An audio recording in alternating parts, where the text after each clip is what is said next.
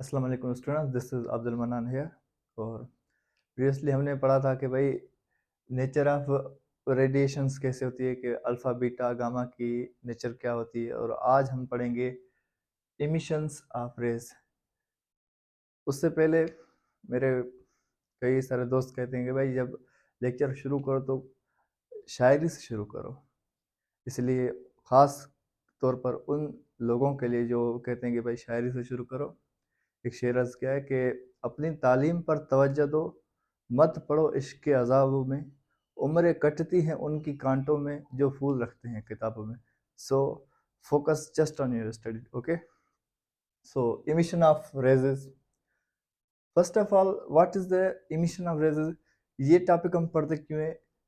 जब alpha beta gamma और कोई और रेज जो है किसी भी एटम से निकलता है, रेडियो एक्टिव एटम से, एलिमेंट से निकलता है, तो उस एलिमेंट्स में कौन कौन सी चेंजेस आती हैं वो आज हम इस चैप्टर के इस टॉपिक में डिस्कस करेंगे। Okay, first of all, alpha decay मतलब किसी भी रेडियो एक्टिव एलिमेंट से जब अल्फा इमिशन होती है, alpha particle, alpha rays emit होता है, तो उस एलिमेंट में कौन कौन सी चेंजेस आती हैं ये आज हम पढ़ेंगे। So first of all, emission of one alpha particle. एक अल्फा पार्टिकल की इमिशन से क्या होता है? Reduced atomic number by 2 times. जो एटम है, पेरेंट एटम का जो एटॉमिक नंबर है वो रिड्यूस हो जाता है कितना? 2 times. Okay, reduce mass number by 4 times. और उस एटम का जो मास नंबर है वो 4 टाइम रिड्यूस हो जाता है। वो कैसे हो जाता है भाई? देखें देखिए, हमको पता है कि जो अल्फा पार्टिकल का जो हमने पढ़ा था मास है, ये बराबर है हीलियम न्यूक्लियाई के। मतलब इसका एटॉमिक नंबर 2 है, मास नंबर 4। मतलब इसके पास प्रोटॉन है, 2 प्रोटॉन है और 2 न्यूट्रॉन है। ठीक है, इसका जो मास नंबर हो गया वो 4 हो गया। अब जब किसी भी रेडियो एक्टिव एलिमेंट से अल्फा पार्टिकल की डीके होगी, इमिशन ऑफ अल्फा पार्टिकल होगा, तो उसका जो एटॉमिक नंबर है, मींस नंबर ऑफ प्रोटॉन्स जो है वो 2 टाइम्स रिड्यूस होगा। देखें, एक अल्फा पार्टिकल निकल गया मतलब 2 प्रोटॉन निकल गए, 2 प्रोटॉन निकल गए तो मतलब एटॉमिक नंबर में रिडक्शन आई कितने? 2 टाइम्स। ओके, ये 2 टाइम्स। और एक अल्फा पार्टिकल के निकलने से 2 न्यूट्रॉन निकल गए, 2 न्यूट्रॉन और 2 प्रोटॉन, ये हुए 4।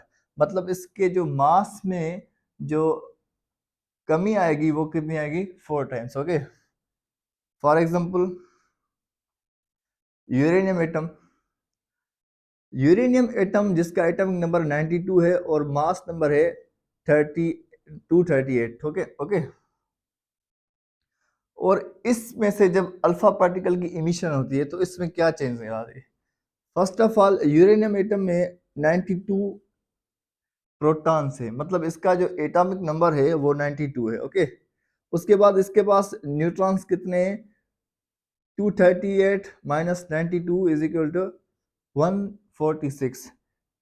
इसके पास प्रोटॉन 92, न्यूट्रॉन 146, और इसका जो एटॉमिक मास है वो क्या है? 232, 238। ओके, जब इस यूरेनियम से अल्फा पार्टिकल की इमिशन होगी तो इस जो नया एलिमेंट बनेगा उसमें कौन कौन सी चेंजिंग है? ये देखिए, ये अल्फा पार्टिकल इमिट हुआ, इसमें से यूरेनियम से थोरियम बना, एटॉमिक नंबर में 2 टाइम्स, पहले 92 था अब 90, मतलब 2 टाइम्स रिडक्शन आई। ठीक है, और मास नंबर में 238 था, 234 हो गया, मतलब 4 टाइम्स रिडक्शन।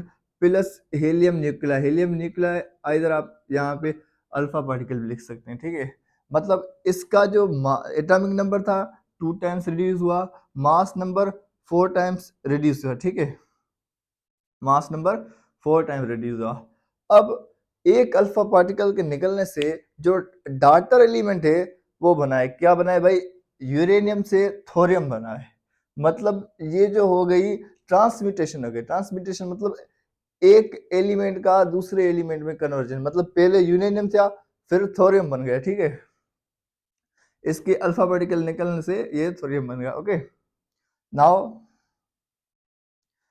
इसका जो N minus P difference of neutron and proton is equal to 54, और इसका जो भी difference of neutron and proton होगा वो भी 54 होगा। इस प्रॉपर्टी को हम कहेंगे isodiapher. Those elements, different elements, isodiapher, they produce isodiapher. Different elements having different atomic number, different mass number, but have the same n minus p। मतलब जो न्यूट्रॉन एंड प्रोटॉन का डिफरेंस होगा जो वो होगा सेम, और उस प्रॉपर्टी को हम कहेंगे आइसोडायफर। तो भाई एमसीक्यू ज्यादा है कि अल्फा इमिशन प्रोड्यूसेस आइसोडायफर, मतलब जो पेरेंट एलिमेंट होगा और जो डॉटर एलिमेंट होगा उसमें जो डिफरेंस ऑफ न्यूट्रॉन और प्रोटॉन होंगे वो कितने होंगे, सेम हो गए। इसका भी 54 है, इसका भी 54 है। इस प्रॉपर्टी को हम क्या कहते हैं, आइसोडायफर। ओके, उसके बाद है beta emission, beta decay. First of all, before we are going to study the beta decay, we must know that, इसको मैं रिमूव कर देता हूं।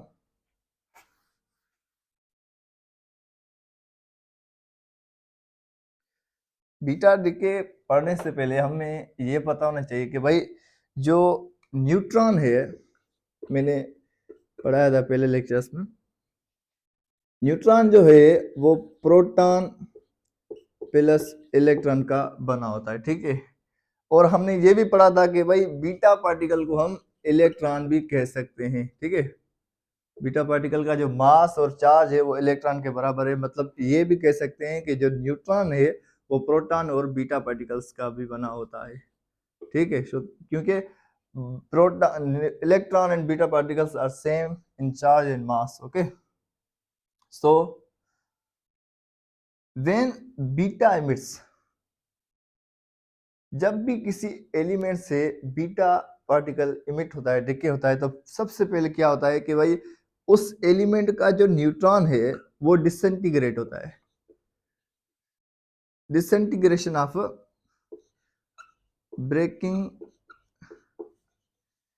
ब्रेकिंग होती है किसकी, न्यूट्रॉन की। अब जो न्यूट्रॉन ब्रेक हुआ तो किस में होगा भाई, प्रोटॉन प्लस इलेक्ट्रॉन, इलेक्ट्रॉन मतलब बीटा पार्टिकल में, ठीक है।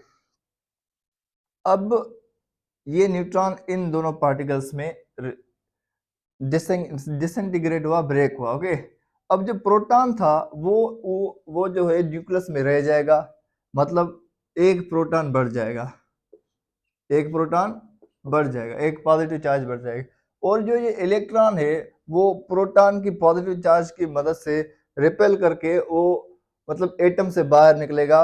उस वो जो रेज एटम से बाहर निकलेगा उसको हम कहेंगे बीटा रेज, मतलब उस एलिमेंट से बीटा रेज निकला। ओके, सो बीटा रेज कब निकलते हैं, जब न्यूट्रॉन का जो नंबर है प्रोटॉन से एक्सीड कर जाता है, मतलब number of neutrons when greater than the number of protons, then the beta particle emit in the radioactive element. Okay, so what are the changes occur when the beta particle emit? ये कोई भी x radioactive element है, उसमें से जब beta particle emit हुआ, उसमें से जब एक बीटा पार्टिकल इमिट हुआ तो उसके मास नंबर में कोई चेंजिंग नहीं आएगी। आप कहेंगे भाई mass number is the number of proton and neutron, यहाँ पे एक न्यूट्रॉन तो जाया हो गया, तो मतलब मास नंबर तो रिड्यूस होना चाहिए, पर एक न्यूट्रॉन के जाया होने से एक प्रोटॉन बना है, मतलब उसकी जो कमी थी वो प्रोटॉन ने पूरी कर दी, ठीक है। क्योंकि मास नंबर जो है सम ऑफ प्रोटॉन एंड न्यूट्रॉन है, एक प्रोटॉन डिक्रीज हुआ तो एक न्यूट्रॉन डिक्रीज हुआ तो एक प्रोटॉन इंक्रीज हुआ, मतलब नो चेंज अकर। ओके, इसका जो मास नंबर होगा वो सेम होगा, but the atomic number of daughter element is increase by 1 unit. क्यों? क्योंकि atomic number is the number of proton. देखें, पहले प्रोटॉन थे किसी भी एटम में, फिर एक प्रोटॉन बना न्यूट्रॉन की डिके से, मतलब ये एक प्रोटॉन बढ़ गया, एक प्रोटॉन बढ़ गया तो मतलब एटॉमिक नंबर इंक्रीज हुआ, ठीक है। उसके साथ ये chargeless massless particle anti neutrino भी बीटा के साथ रिलीज होता है। Okay, so emission of one beta particle increase atomic number by 1 unit. Atomic number increase होगा बाय 1 यूनिट। क्यों इंक्रीज होगा भाई? प्रोटॉन इंक्रीज हो गए, ठीक है। मास number remain same, mass number जो होगा वो सेम रहेगा, ठीक है। डिक्रीज 1 न्यूट्रॉन, ये न्यूट्रॉन डिसइंटीग्रेट हुआ, मतलब एक न्यूट्रॉन डिक्रीज हो गया, ठीक है। प्रोड्यूस आइसोबार, ये जो है आइसोबार प्रोड्यूस करते हैं। अल्फा पार्टिकल हमने पढ़ा आइसो डायाफर, और बीटा पार्टिकल जब निकलते हैं तो आइसोबार प्रोड्यूस करते हैं। आइसोबार किसे कहते हैं? कि भाई different atoms having the different atomic number but have the same mass, like calcium and argon। एक जर्नल एग्जांपल है, कैल्शियम का जो एटॉमिक नंबर है वो 20 है और आर्गन का 18। ओके, इसका जो मास है वो भी 14 है, इसका भी मास 14 है। मतलब ये डिफरेंट एटम्स हैं, इसका जो मास है वो सेम है, तो इस प्रॉपर्टी को हम कहेंगे isobar. Okay, and beta particle when emits it produces isobar. Okay, कैसे भाई? देखें, ये यहाँ पे कार्बन का रेडियोएक्टिव आइसोटोप है, कार्बन, इसको कहते हैं कार्बन 14। इससे जब बीटा पार्टिकल निकलेगा, भाई बीटा पार्टिकल क्यों निकलेगा? क्योंकि number of neutrons exceed the number of proton. देखें, यहाँ पे जो प्रोटॉन है वो 6 है और न्यूट्रॉन 8 है, मतलब नंबर ऑफ न्यूट्रॉन जो है प्रोटॉन से बढ़ गया। नंबर ऑफ न्यूट्रॉन जब प्रोटॉन से बढ़ जाएगा तो बीटा पार्टिकल इमिट होगा, ये बात आपको याद रखनी है, ठीक है। एक बीटा पार्टिकल इमिट हुआ, मैंने कहा भाई प्रोटॉन एटॉमिक नंबर में इंक्रीजमेंट आएगी, मतलब एक प्रोटॉन इंक्रीज हो जाएगा। जो डाटर एलिमेंट बना उसका जो एक प्रोटॉन यहाँ पे 6 थे, ये हो गए 7, मतलब एक प्रोटॉन इंक्रीज हुआ। हमने पढ़ा कि कैसे होगा, ठीक है। फिर न्यूट्रॉन जो है, एक न्यूट्रॉन डिक्रीज होगा, वो जो डिसइंटीग्रेट हुआ था, ठीक है, एक न्यूट्रॉन डिक्रीज होगा। अब इससे जो है, मतलब ये +1 मतलब 7 हो गया, ये -1 ये 7 हो गया। इस कार्बन से बीटा पार्टिकल निकला, जो नया एलिमेंट बना वो था नाइट्रोजन, ठीक है। अब नाइट्रोजन का जो है और कार्बन का जो है मास नंबर सेम है, ये देखिए, इसका भी 14 है, इसका भी 14 ही है। इसीलिए हम कहेंगे भाई जब बीटा पार्टिकल निकलता है तो आइसोबार प्रॉपर्टी प्रोड्यूस होती है, मतलब वो एलिमेंट होते हैं, प्रोड्यूस होते हैं जिसका मास नंबर सेम हो, भले या उसका जो मतलब एटॉमिक नंबर है वो डिफरेंट हो। Okay, so this was the beta emission. Okay, now positron emission. Okay, positron emission में क्या होता है कि जब प्रोटॉन का नंबर न्यूट्रॉन से बढ़ जाए तो एक पॉजिट्रॉन इमिट होता है। सबसे पहले पॉजिट्रॉन है क्या भाई? पॉजिट्रॉन जो है, ये इसको हम एंटी बीटा पार्टिकल भी कहते हैं। क्या कहते हैं? Anti beta particle.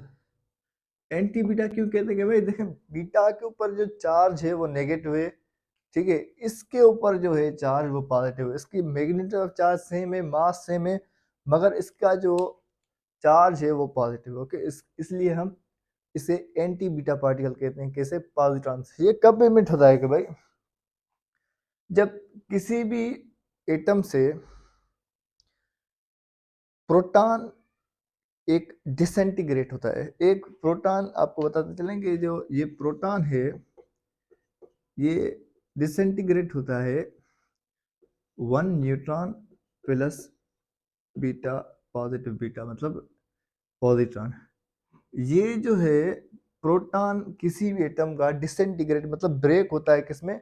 1 neutron and 1 beta particle, ठीक है। जब ये प्रोटॉन डिसइंटीग्रेट हुआ, ये जो न्यूट्रॉन था वो न्यूक्लियस में ही रह जाएगा और जो ये बीटा पार्टिकल है वो इमिट हो जाएगा। ओके, मतलब पॉजिटिव बीटा इमिट हो जाएगा। ओके, सो पॉजिट्रॉन की इमिशन से कौन कौन सी चेंजेस आएंगी? देखें, कोई भी एक्स एलिमेंट है जिसका एटॉमिक मास ए और जो एटॉमिक नंबर है वो जेड है, पॉजिटिव बीटा पॉजिट्रॉन इमिट हुआ। ओके, इमिट हुआ तो उसके एटॉमिक नंबर ए है तो ए ही रहेगा, मतलब कोई चेंजिंग नहीं आएगी एटॉमिक नंबर में। बताते हैं कि क्यों नहीं आएगी। और जो उसका मास नंबर है वो हो जाएगा रिड्यूस बाय 1 यूनिट, मतलब Z-1। Okay, by the emission of 1 positron. Okay, अब क्यों ऐसा होता है कि भाई मास नंबर सेम रहता है और एटॉमिक नंबर डिक्रीज होता है? आपको हमने पहले लेक्चर्स में पढ़ाया था कि भाई जो एटॉमिक नंबर है वो सिर्फ नंबर ऑफ प्रोटॉन है, वो सिर्फ नंबर ऑफ प्रोटॉन है। पर मैंने यहाँ पे लिखा है नंबर ऑफ प्रोटॉन मतलब एटॉमिक नंबर डिक्रीज होगा। देखिए क्यों डिक्रीज होगा कि इसमें एक प्रोटॉन डिसइंटीग्रेट मतलब एक प्रोटॉन टूटेगा किसमें? Neutron plus beta particle, positive beta particle positron में। ओके, एक प्रोटॉन डिसइंटीग्रेट हुआ मतलब एक प्रोटॉन रिड्यूस हुआ, एक प्रोटॉन रिड्यूस हुआ मतलब कि जेड मतलब एटॉमिक नंबर डिक्रीज हुआ 1 यूनिट। इसलिए हमने लिखा है कि भाई atomic number reduces 1 unit. Okay, उसके बाद आप कहेंगे भाई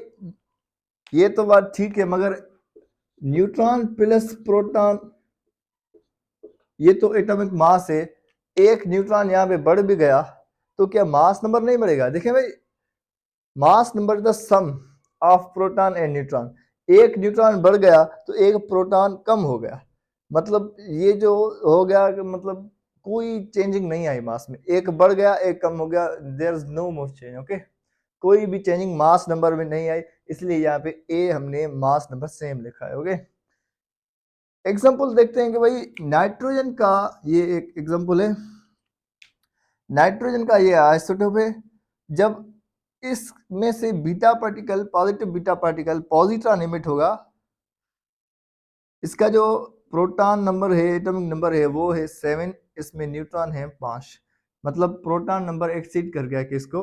नंबर ऑफ न्यूट्रॉन्स को। ओके, अब इसमें से एक बीटा पार्टिकल निकलेगा, एक जो ये प्रोटॉन है वो डिसइंटीग्रेट होगा, मतलब ये अनस्टेबल एलिमेंट है, ये प्रोटॉन डिसइंटीग्रेट ब्रेक होकर अपने आप को स्टेबल करने की कोशिश करेगा। ओके, ये प्रोटॉन डिसइंटीग्रेट हुआ मतलब एक प्रोटॉन रिड्यूस होगा, एक प्रोटॉन डॉटर एलिमेंट में रिड्यूस होगा, ये कार्बन एटम बनेगा जिसके पास 6 प्रोटॉन है। ओके, फिर एक प्रोटॉन डिक्रीज हुआ तो एक न्यूट्रॉन बना, ये न्यूट्रॉन 5 थे, इसमें से 6 बन गए। ठीक है, ये मतलब पॉजिट्रॉन इमिशन में changing I. So the main points here to be remember that in the positron emission the atomic mass remains same but the atomic number reduces by 1 unit. Okay, that is all about the positron emission. Okay, now the last and the least topic is the electron capturing. It is such a easy topic. What is the electron capturing? जब किसी भी atom से, देखें ये कोई भी atom है, ये इसका न्यूक्लियस प्रोटॉन, ये न्यूट्रॉन, इसका जो ये ऑर्बिट है ये शेल है, इसमें इलेक्ट्रॉन होते हैं। ठीक है, इस शेल को हम के का नाम देते हैं, इसका एल का नाम, इसको हम एल का नाम। जब किसी भी के शेल का इलेक्ट्रॉन अट्रैक्शन की वजह से प्रोटॉन से मिल जाएगा, मतलब ये जो इलेक्ट्रॉन है ये प्रोटॉन से कंबाइन हो जाएगा, तो हमको पता है कि भाई जो कॉम्बिनेशन न्यूट्रॉन है is the combination of proton plus electron. मैंने पहले लेक्चर्स में पढ़ाया था कि भाई जो प्रोटॉन न्यूट्रॉन है वो इन दोनों का कंपोज हुआ है, अगर ये इलेक्ट्रॉन ये प्रोटॉन से मिल गया तो मतलब हमें एक न्यूट्रॉन मिलेगा, एक न्यूट्रॉन मिलेगा मतलब एक न्यूट्रॉन बढ़ेगा। ओके, अब अगर इस प्रोटॉन से ये इलेक्ट्रॉन मिलकर न्यूट्रॉन बन गया मतलब ये एक प्रोटॉन जाया हुआ, एक न्यूट्रॉन एक्स्ट्रा हमारे पास फॉर्म हुआ। ओके, ये हमने लिखा है neutron is equal to P plus E, proton plus.